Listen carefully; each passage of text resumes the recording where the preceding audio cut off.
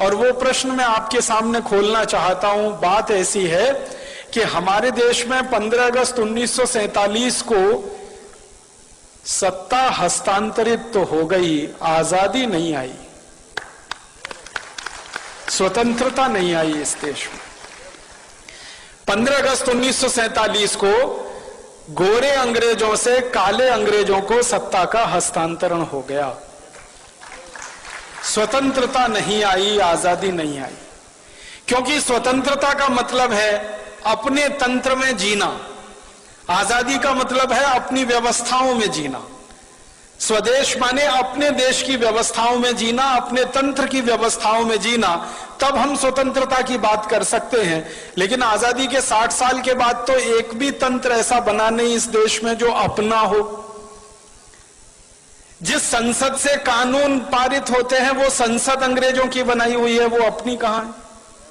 ये गोल गुंबद जो शून्य जैसा है, ये तो अंग्रेजों का बनाया हुआ ढांचा है 1927 में, जिसको महात्मा गांधी ने बहुत कड़े शब्दों में कहा था कि बम लगा के उड़ा दो इसको। गांधी जी के शब्द हैं ये। संसद को उड़ा दो, राष्ट्रपति भवन को उड़ा दो, क्योंकि वो वॉयसराय का घर हुआ करता था, गुलामी का प्रतीक है। तो गांधी जी से किसी ने कहा कि बापू आप तो अहिंसा वाले आदमी हैं और आप कह रहे हैं इसको उड़ा दो, तो उन्होंने कहा गुलामी के प्रतीकों को संभाल कर नहीं रखा जाता। कोई देश दुनिया में ऐसा नहीं है जो अपनी गुलामी के दौर के प्रतीकों को साज कर, संवार कर, धोकर और पोंछ कर रखता। हमने रखा हुआ है। हमारा तंत्र जो संसद हमने बनाई है, दुर्भाग्य से जिसको हम संसदीय लोकतंत्र कहते हैं, ये तो अंग्रेजों का सिस्टम है पूरा का पूरा, जिसको इंग्लैंड में वेस्टमिनिस्टर सिस्टम कहा जाता है, उसको हमने दुर्भाग्य से पार्लियामेंट्री डेमोक्रेटिक सिस्टम कहना शुरू कर दिया, जो कहीं से भी पार्लियामेंट्री नहीं है और कहीं भी डेमोक्रेटिक नहीं। आजादी आई नहीं है, स्वतंत्रता मिली नहीं है। बस इतनी ही स्वतंत्रता और आजादी है जो मैं आपसे कह रहा था कि पहले गोरे अंग्रेजों का शासन चलता था, अब काले अंग्रेजों का शासन चलता है।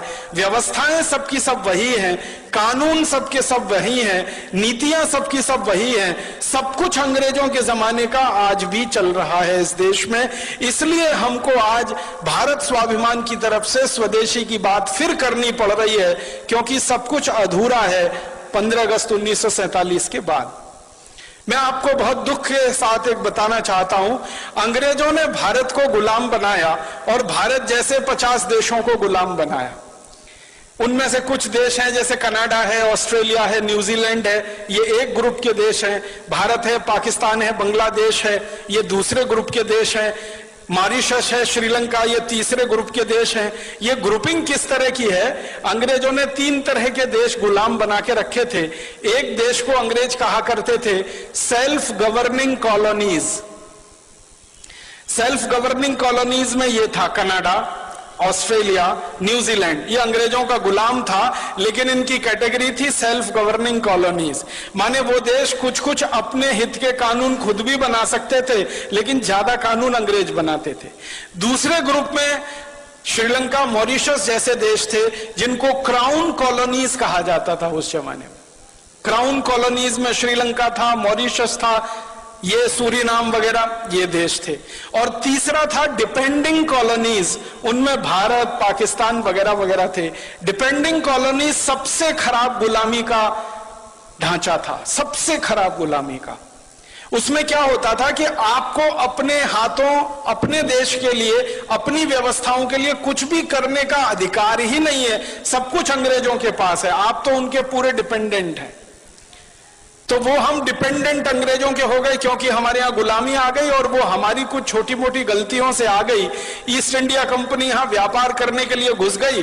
एक राजा था जहांगीर, उसने आगा न देखा न पीछा, लाइसेंस दे दिया व्यापार करने का। जैसे आजकल हमारे नेता विदेशी कंपनियों को व्यापार करने के लाइसेंस दे देते हैं, थोड़े से पूंजी के लालच में कि विदेशी पूंजी आएगी, थोड़ी विदेशी पूंजी आएगी।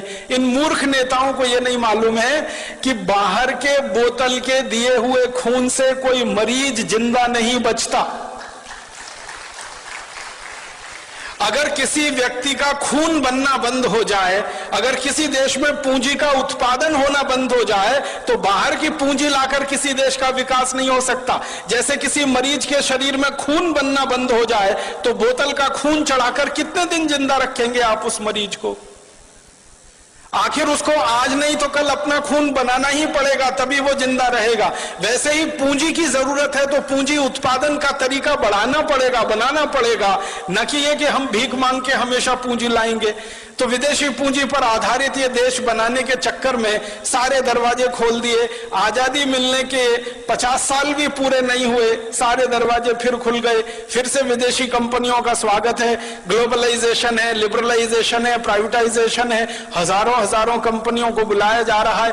हर एक क्षेत्र में उनको व्यापार करने का लाइसेंस दिया जा रहा है। जिन जिन क्षेत्रों में हम व्यापार करते थे अच्छा, वहां भी उनको बुलाया जा रहा है। पानी बेचने के लिए विदेशी कंपनियां आ गई, आलू का चिप्स बेचने के लिए आ गई, टमाटर की चटनी बेचने के लिए आ गई, आम का अचार बेचने के लिए विदेशी कंपनियां आ गई, डबल रोटी पाव रोटी बेचने के लिए, अंडरवियर बनियान बेचने के लिए विदेशी कंपनियां, क्रीम पाउडर लिपस्टिक बेचने के लिए विदेशी कंपनियां, साधारण सी छोटी छोटी चीजों से लेकर हर बड़ी चीज तक सब कुछ विदेशी बेचेंगे इस देश में, ऐसा माहौल बनाया जा रहा है। और उसी में जीएम फूड वाली विदेशी कंपनियों के लिए भी लाइसेंस दिए जा रहे हैं और उनको भी यहां बुलाया जा रहा है। जिनको बुलाने को दुनिया का कोई देश तैयार नहीं है, उनको भारत सरकारें दरवाजा खोल के बुला रही हैं, आइए हमारे यहां, जो करना है करिए, बस थोड़ा सा हमको पूंजी निवेश की जो जरूरत है उसमें पूर्ति होती रहे, थोड़ा टैक्स मिलता रहे और नेताओं को वाइंडिंग अप चार्जेस मिलते रहे, रिश्वत मिलती रहे, घूस मिलती रहे। हर विदेशी कंपनी के लिए दरवाजा खुला है। ऐसा लगता है कि भारत कोई खैराती धर्मशाला हो गया है जिसमें हर एक के लिए दरवाजा खुला है, सबको बुलने आने की खुली छूट है। अभी थोड़े दिन पहले हम जिनको भगा रहे थे भारत छोड़ो, अब उनको बुला रहे हैं वापस आओ। 1942 में महात्मा गांधी का नारा था इस देश में, क्रांतिकारियों का नारा था क्विट इंडिया, छोड़ो भारत। अब हमारे देश के प्रधानमंत्री और मुख्यमंत्रियों का नारा है निट इंडिया, वापस आओ, KNIT, फिर जुड़ जाओ हमारे देश से। तो इतनी बेशर्म हमारे देश में नेतागिरी आई है, क्योंकि मैंने पहले ही कहा कि ये गोरे अंग्रेजों की जगह काले अंग्रेजों ने ले ली है। दिल दिमाग उनका वैसे ही चलता है जैसे अंग्रेजों का चलता था। आज हमारा देश दुर्भाग्य से पूरा का पूरा खतरे में है, क्योंकि ऐसे नेता देश में कुर्सी पर काबिज हैं जो हर क्षेत्र में विदेशी कंपनियों को बुला रहे हैं। उन्होंने इतिहास से सबक नहीं सीखा है कि एक गलती जहांगीर ने की थी जिसकी सजा पूरे देश ने 200 साल भुगती थी। अब लग रहा है कि जहांगीर ही जहांगीर पैदा हो गए हैं। मुझे तो कई बार ये व्यंग में कहने को मन करता है, जहांगीर मरा नहीं है, उसी की आत्मा हमारे देश के नेताओं में प्रवेश कर गई है। जो देखो विदेशी कंपनी को लाने के लिए विदेश जा रहा है, लाल कालीन बिछाकर उनका स्वागत कर रहा है। हमारा देश ऐसा हो गया। अब विदेशी कंपनियां घुस गई, हजारों की संख्या में घुस गई। इन कंपनियों ने जिंदगी के हर क्षेत्र पर कब्जा कर लिया। सवेरे आप सोकर उठें तो आपका टूथपेस्ट, बाथरूम में जाएं तो शेविंग किट्स, फिर नहाए तो उसके बाद साबुन, फिर कपड़ा धोएं तो उसके साबुन, फिर बाहर निकले तो कपड़े पहने, जूते पहने, चप्पल पहने, क्रीम पाउडर लिपस्टिक इस्तेमाल करें, सब कुछ विदेशी। सवेरे से शाम तक, रात को सोने जाए तो मच्छर भगाने वाली अगरबत्ती भी विदेशी, और जिस मच्छरदानी में सोए वो मच्छरदानी विदेशी, जिस बिस्तर पे सोए उसका गद्दा विदेशी, गद्दे के ऊपर चादर विदेशी, सब कुछ विदेशी हो गया। 50 साल पहले तक इस देश में स्वदेशी स्वदेशी स्वदेशी स्वदेशी मंत्र हुआ करता था।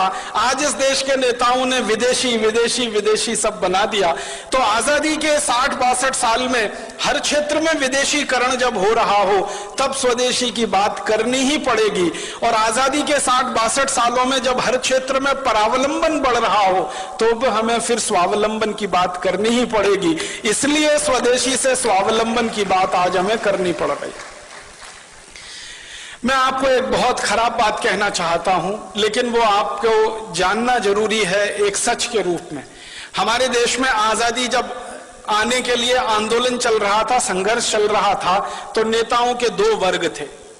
एक वर्ग था नेताओं का जो ये कहता था संपूर्ण आजादी चाहिए और अपनी शर्तों पर चाहिए, क्योंकि कोई भी देश दूसरे देश को गुलाम बनाए ये उसके संवैधानिक अधिकार का हनन है। किसी भी देश को गुलाम बनाना किसी भी सभ्यता में, किसी भी संस्कृति में, किसी भी समय में परमिसिबल नहीं है, उसकी अनुमति नहीं है। तो एक वर्ग था देश में नेताओं का, जिनमें लाला लाजपत राय, विपिन चंद्र पाल, लोकमान्य बाल गंगाधर तिलक, अरविंदो घोष, भगत सिंह, ऊधम सिंह, चंद्रशेखर आजाद, सुभाष चंद्र बोस, अशफाक उल्लाह, राम प्रसाद बिस्मिल, ये सब क्रांतिकारियों की एक लंबी सूची है जो ये मानते थे कि आजादी चाहिए, स्वतंत्रता चाहिए और हमारी शर्तों पर चाहिए, अंग्रेजों की शर्तों पर नहीं। लेकिन इसी देश में एक दूसरा वर्ग था नेताओं का जो ये कहता था कि ना आजादी चाहिए ना स्वतंत्रता चाहिए, हमको तो अंग्रेजों की साठगांठ करके सरकार चाहिए। ना आजादी चाहिए ना स्वतंत्रता चाहिए, अंग्रेजों के साथ कुछ दोस्ती हो जाए, एक खराब शब्द है, कोलिशन बन जाए अंग्रेजों के साथ, गवर्नमेंट हो जाए हमारी। एक नेताओं का वर्ग ऐसा भी था जिसके नेता थे पंडित मोतीलाल नेहरू, जिसके नेता थे फिरोज शाह मेहता, जिसके नेता थे सुरेंद्र नाथ बनर्जी, जिसके नेता थे सुरेंद्र नाथ सेन। ये नेताओं का एक वर्ग था जो ये कहता था अंग्रेजों से गठजोड़ करके किसी तरह भारत में एक ऐसी सरकार बने जिसमें पंडित मोतीलाल नेहरू और उनके सहयोगी मंत्री हो जाएं और अंग्रेजों का प्रधानमंत्री रहे, ये उसके नीचे मंत्री रहे, बस देश में चलता रहे। आजादी की क्या मतलब, स्वतंत्रता का क्या मतलब। तो एक वर्ग था ऐसे नेताओं का जो अंग्रेजों से गठजोड़ करके सरकार बनाना चाहता था, और एक वर्ग था ऐसे नेताओं का जो संपूर्ण आजादी और स्वतंत्रता लाना चाहता था। दुर्भाग्य क्या हुआ, जब यह देश आजाद हुआ तो जिस नेता के हाथ में यह कमान गई या जिन नेताओं के समूहों के हाथ में देश की आजादी की कमान गई, वो वही थे जो अंग्रेजों के साथ मिलकर किसी तरह देश में सत्ता और गठजोड़ करना चाहते थे। तो मानसिकता अंग्रेजियत वाली थी।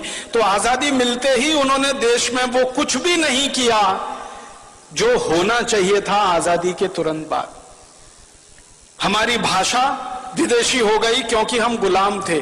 आजादी आई तो भाषा स्वदेशी होनी चाहिए, वो नहीं हो पाई। हमारी भूषा विदेशी हो गई थी जो आजादी के पहले थी, हमारी भूषा स्वदेशी होनी चाहिए थी, वो नहीं हो पाई। हमारा भोजन विदेशी हो गया था अंग्रेजों के समय में, अंग्रेजों के बाद हमारा भोजन स्वदेशी होना चाहिए था, वो नहीं हो पाया। हमारा भजन विदेशी हो गया था अंग्रेजों के जमाने में, वो भजन स्वदेशी होना चाहिए था, वो भी नहीं हो पाया। ना भाषा बदली, ना भूषा बदली, ना भोजन बदला, ना भजन बदला। और तो और भेषज हमारी औषधि जो पूरी स्वदेशी होनी चाहिए थी आयुर्वेद आधारित, वो पूरी की पूरी अंग्रेजियत आधारित एलोपैथी में चला गया। माने आजादी के बाद बदला कुछ नहीं, ना भाषा, ना भोजन, ना भूषा, ना भेषज, ना भजन, कुछ नहीं बदला। बदला क्या, एक ही चीज बदली, माउंटबेटन की जगह पंडित जवाहरलाल नेहरू, माउंटबेटन की जगह उनके मंत्रिमंडल के XYZ, और कुछ नहीं बदला इस देश में। सबका सब वैसे का वैसा ही रहा। हमारे देश में संविधान सभा बनाई गई, संविधान सभा में बार बार बहस हुई भाषा के सवाल पर, लेकिन उस मामले को पीछे लटकाया गया। बार बार बहस हुई कि अंग्रेजों का कोई प्रतीक हमें नहीं रखना है इस देश में, उसको ऐसे ही लटका के छोड़ दिया गया। सारी की सारी संविधान सभा की बहस बेकार हो गई जब 1935 के गवर्नमेंट ऑफ इंडिया एक्ट को भारत का संविधान बना दिया हमारे देश के लोगों ने। बहुत दुख और अफसोस होता है, गवर्नमेंट ऑफ इंडिया एक्ट अंग्रेजों ने बनाया था भारत को 1000 साल गुलाम बनाकर भारत पर शासन करने के लिए, वो हमारे देश का संविधान बन गया। गवर्नमेंट ऑफ इंडिया एक्ट का कॉमा फुल स्टॉप और भारत के संविधान का कॉमा फुल स्टॉप आप मिला लीजिए, कोई अंतर नहीं है उसमें। और जब ये बात उठी तो ये कहा गया भाई जल्दी है, जल्दी है, जल्दी है, इतनी जल्दी में भारत का नया संविधान नहीं बन सकता, तो थोड़ा गवर्नमेंट ऑफ इंडिया एक्ट ले लिया, फिर अमेरिका के संविधान से, कनाडा के संविधान से, ब्रिटेन के संविधान से, यहां से वहां से वो कटिंग पेस्टिंग होती है ना, जैसे PhDs किए जाते हैं ना हमारे देश में। 10 किताबें इकट्ठी कर ली, फिर उसमें से 11 छप गई, वैसे ही दुनिया भर की 10 किताबें इकट्ठी हो गई, 11 हमारी बन गई। भारत का संविधान, जिसका सबसे बड़ा झूठ है वो वाक्य जिसमें कहा गया है हम भारत के लोग इस संविधान को आत्मार्पित करते। कब किया था कोई बता दे मुझे, भारत के लोगों ने उसको आत्मार्पित? संविधान सभा के कुछ नेताओं ने उसको आत्मार्पित कर लिया, तो वो भारत के लोगों ने आत्मार्पित कर लिया, ये कैसे कह सकते हैं? कभी रेफरेंडम करा के देख ले इस देश में, कब किया था हमने आत्मार्पित उस संविधान? कानून अंग्रेजों ने बनाए 34,735 हिंदुस्तान को गुलाम बनाने के लिए, सारे के सारे कानून बिना कोमा फुल स्टॉप के आज भी चल रहे हैं। इंडियन पुलिस एक्ट अंग्रेजों का बनाया हुआ, इंडियन सिविल सर्विसेज एक्ट अंग्रेजों का बनाया हुआ, इंडियन पीनल कोड अंग्रेजों का बनाया हुआ, क्रिमिनल प्रोसीजर कोड अंग्रेजों का बनाया हुआ, सिविल प्रोसीजर कोड अंग्रेजों का बनाया हुआ, और तो और इंडियन एविडेंस एक्ट अंग्रेजों का बनाया हुआ, इंडियन सिटीजनशिप एक्ट। हम भारत के नागरिक हैं नहीं है, ये भी अंग्रेज तय करके गए हैं। उस कानून के आधार पर हम भारत की नागरिकता पाते हैं या नागरिक हो पाते हैं। कानून वैसे ही है, भाषा वैसी है, शिक्षा पूरी की पूरी जो अंग्रेज छोड़कर गए थे वही की वही है, स्वास्थ्य व्यवस्था, चिकित्सा व्यवस्था जो अंग्रेज छोड़कर गए थे वही की वही है।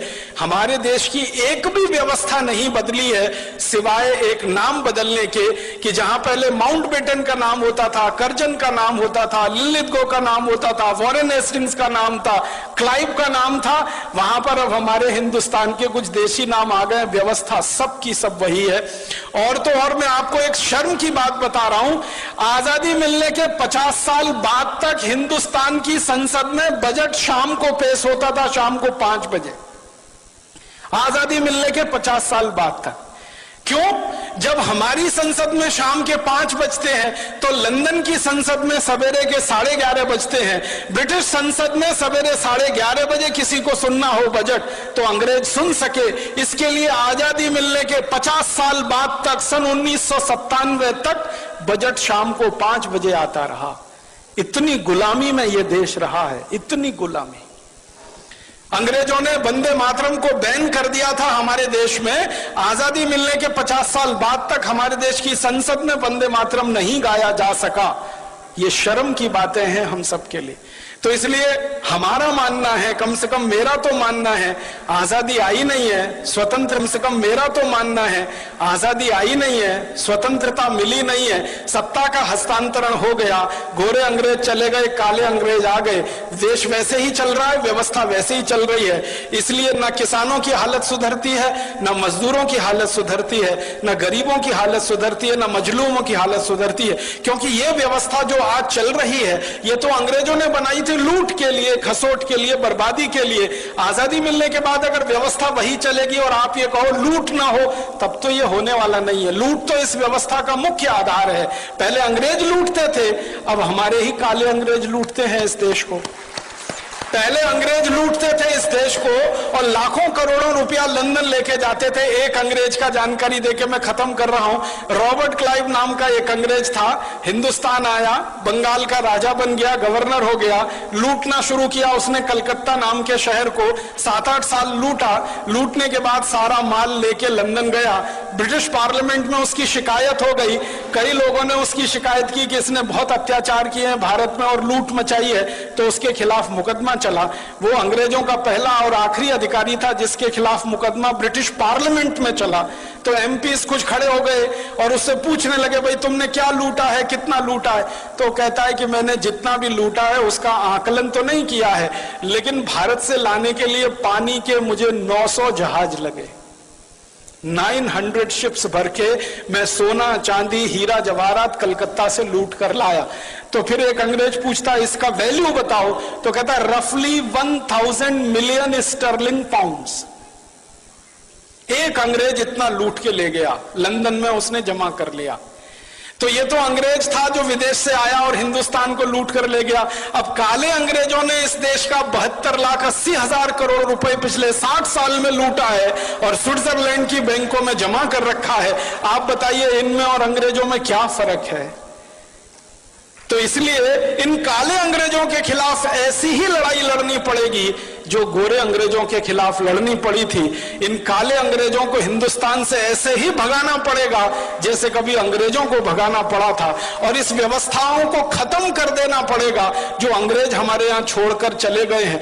हमारी पूरी की पूरी कृषि व्यवस्था और कृषि नीति अंग्रेजों की है, वाणिज्य व्यवस्था, वाणिज्य नीति अंग्रेजों की है, टैक्सेशन का सारा सिस्टम अंग्रेजों का है, एजुकेशन पूरा अंग्रेजों का है, सिलेबस पूरा अंग्रेजों का है। और तो और सब्जेक्ट नहीं बदल पाए हम आजादी के 60 साल में। एंथ्रोपोलॉजी अंग्रेज पढ़ाया करते थे गुलाम लोगों के अध्ययन के लिए, वो आज भी पढ़ाया जा रहा है इस देश में।